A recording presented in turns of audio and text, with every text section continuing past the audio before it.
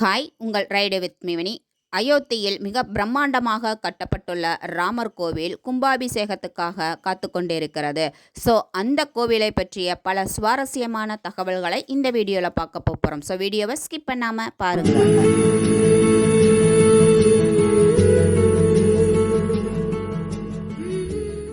மத்திய பிரதேசத்தில் உள்ள புகழ்பெற்ற காந்தாரியா மகாதேவ் கோவில், ஒடிசாவின் கோனார்விலை கோவில் ஆகியவற்றை பின்பற்றி வட மாநிலங்களுக்கே உரித்தான நாகாரா பாணியில் அயோத்தியின் ராமர் கோவில் கட்டப்பட்டுள்ளது.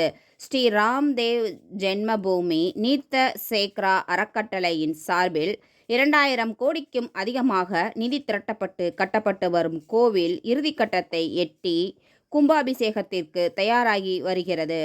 அயோத்தி ராமர் கோவிலின் வடிவமைப்பு குஜராத்தின் அகமதாபாத்தை சேர்ந்த பாரம்பரியம் மிக்க சோம்பூரா குடும்பத்தின் கலை முயற்சியில் உருவாக்கப்பட்டுள்ளது. உலகளவில் 100க்கும் மேற்பட்ட கோவில்களை சோம்பூரா குடும்பம் வடிவமைத்துள்ளது.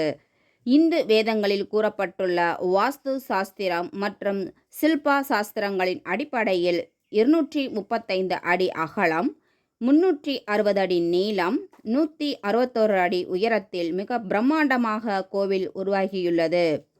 கம்போடியாவின் அங்கோர்வான், அமெரிக்காவின் சுவாமி நாராயண் அக்சர்தான் கோவிலுக்கு அடுத்தபடியாக உலகளவில் மிகப்பெரிய கோவிலாக இது மாறும்.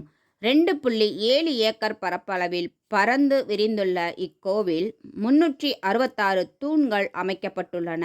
சிவனின் பல்வேறு அவதாரங்களை குறிக்கும் 18 சிலைகள், 10 தசாவதாரங்கள், 64 சையத்யோகினிகள், சரஸ்வதி தேவியின் 12 வடிவங்கள் உள்ளடக்கியுள்ளது. 57,400 சதுர அடியில் 3 அடுக்குகளை கொண்ட இக்கோவிலின் கீழ்த்தளத்தில் 160 அறைகளும், முதல் தளத்தில் 132 அறைகளும், இரண்டாவது தளத்தில் 74 அறைகளும் உள்ளன. கோவிலுக்காக மொத்தம் 12 நுழைவாயில்கள் அமைக்கப்பட்டுள்ளது. கோவிலின் சுவர்களில் ராமரின் வாழ்க்கை சித்தரிக்கும் கலை சிற்பங்கள் அழகுற வடிவமைக்கப்பட்டுள்ளன. கோவிலின் முக்கிய பகுதியான கருவறை எண்கோண வடிவம் கொண்டதாகும். கர்ப்ப கிரகத்தில் நிறுவப்பட உள்ள ராமர் சிலையின் மீது சூரிய கதிர்கள் படும் வகையில் கட்டிடங்கள் கட்டப்பட்டுள்ளது. மூலவர் ராமர் சிலை 5 அடி உயரத்தில் வெள்ளை பளிங்குக்கல்லால் அமைக்கப்பட உள்ளது. 2100 கிலோ எடையுள்ள மணி எட்டாவில் இருந்து பிரத்யேகமாக செய்து கொண்டுவரப்பட்டுள்ளது. 1000 ஆண்டுகளுக்கு மேலான ஆயுட்காலம் கொண்டுள்ளதாக கட்டப்பட்டுள்ள இக்கோவில் பல கட்ட சோதனைகளை நடத்தி அதன் உறுதித்தன்மையும் ஆய்வு செய்யப்பட்டுள்ளது. கோவிலின் ஒவ்வொரு தளத்திலும் பிரார்த்தனை மண்டபமும் கீர்த்தனை மண்டபமும் அமைக்கப்பட்டுள்ளன. கோவிலின் முன்புறம் மிக பிரம்மாண்டமாக அனுமன் சிலை அமைக்கப்பட்டுள்ளது. நேபாளத்திலிருந்து கொண்டு வரப்பட்ட ஷாலிக்கிராம கற்கள் நேபாளத்தின் காலகண்டகி அப்படிங்கிற நதிக்கரையில் மட்டும்தான் இந்த ஷாலிக்கிராம கற்கள் கிடைக்கும். இந்த ஷாலிக்கிராம கற்கள் மகா விஷ்ணுவோட அவதாரமாக பார்க்கப்படுகிறது.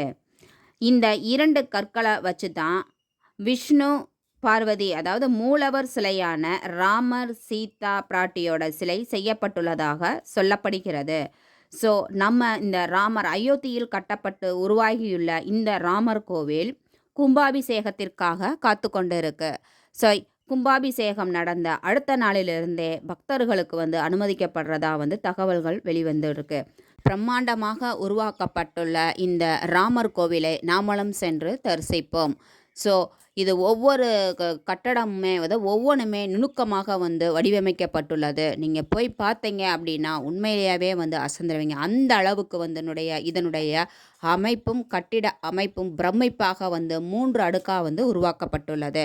ஸோ இந்த வீடியோ உங்களுக்கு பயனுள்ளதாக இருந்திருக்கும். அப்படி பயனுள்ளதாக இருந்தது அப்படின்னா உங்கள் ஃப்ரெண்ட்ஸுக்கும் நெய்பருக்கும் ஷேர் பண்ணுங்கள். நாமளும் விரைவில் போய் நேரில் இந்த கோவிலினுடைய நம்ம ராமபிரானுடைய தரிசனத்தை பெறுவோம். இன்னொரு யூஸ்ஃபுல்லான வீடியோவில் உங்களை சந்திக்கிறேன். தேங்க்யூ. நம்ம சேனலை புதுசாக பார்த்தா மறக்காமல் சப்ஸ்கிரைப் பண்ணிடுங்க. அப்படியே ஒரு கமெண்ட் பண்ணவும் மறந்துடாதீங்க.